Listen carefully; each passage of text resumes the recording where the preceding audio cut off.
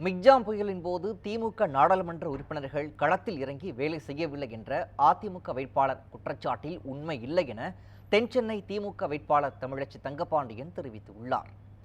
சென்னை சைதாப்பேட்டை பகுதியில் 12வது நாளாக அவர் தீவிர வாக்கு சேகரிப்பில் ஈடுபட்டார்.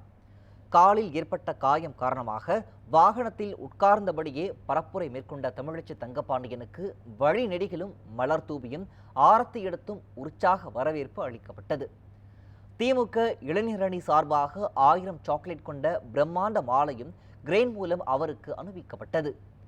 வாக்கு சேகரிப்புக்கு பின்னர் செய்தியாளர்களுக்கு பேட்டியளித்த தமிழச்சி தங்கபாண்டியன் நாளுக்கு நாள் திமுகவிற்கு ஆதரவு பெருகி வருவதாக தெரிவித்தார். சைதாப்பேட்டை பெரியார் நகரில் உள்ள அங்கன்வாடிக்கு 40 லட்சம் ரூபாய் தன்னுடைய நாடாளுமன்ற உறுப்பினர் நிதியில் இருந்து ஒதுக்கப்பட்டுள்ளது என்று அவர் கூறினார். மிக்ஜாம் புயலின் போது திமுக நாடாளுமன்ற உறுப்பினர்கள் யாரும் களத்தில் இறங்கி வேலை செய்யவில்லை என்ற ஜெயவர்தனின் குற்றச்சாட்டுக்கு பதிலளித்த தமிழச்சி தங்கபாண்டியன் மீண்டும் மீண்டும் உண்மைக்கு மாறாக பேசிக் கொண்டிருக்க கூடாது என்று கூறினார்.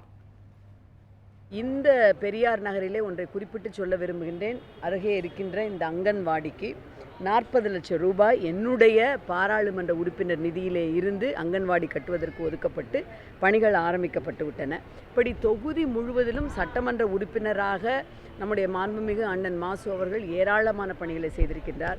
அமைச்சராக முதலமைச்சரும் நம்முடைய அதை ஒன்றை குறிப்பாக சொல்ல வேண்டும், தென் சென்னை தொகுதிக்கு மட்டும் 5000 கோடி ரூபாய்க்கான திட்டங்களை 2 நிதிநிலை அறிக்கையிலும் அறிவித்திருக்கின்றார்.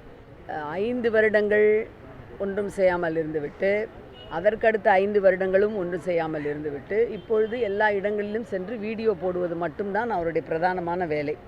அப்படி அவர் சொல்வார் என்றால், அவர் அந்த வெள்ள சமயத்தில் தன்னை அறைக்குள் அடைத்து கொண்டு வெளியே வராமல் கண்களை மூடிக்கொண்டு காதுகளை மூடிக்கொண்டு அமர்ந்திருந்தார் என்று அர்த்தம். 2-3 வாரங்கள் தொடர்ச்சியாக நாங்கள் எப்படி களத்தில் இருந்தோம் என்பது என்னுடைய சமூக வலைத்தளத்திலும் பதியப்பட்டு எல்லா இடங்களிலும் இருக்கின்றது. அதை கொஞ்சம் அவர் தயவு செய்து பார்க்க வேண்டும். ஒரு பொய்யை திரும்ப திரும்ப திரும்ப திரும்ப சொல்வதால் மட்டும் உண்மையாகி முடியாது.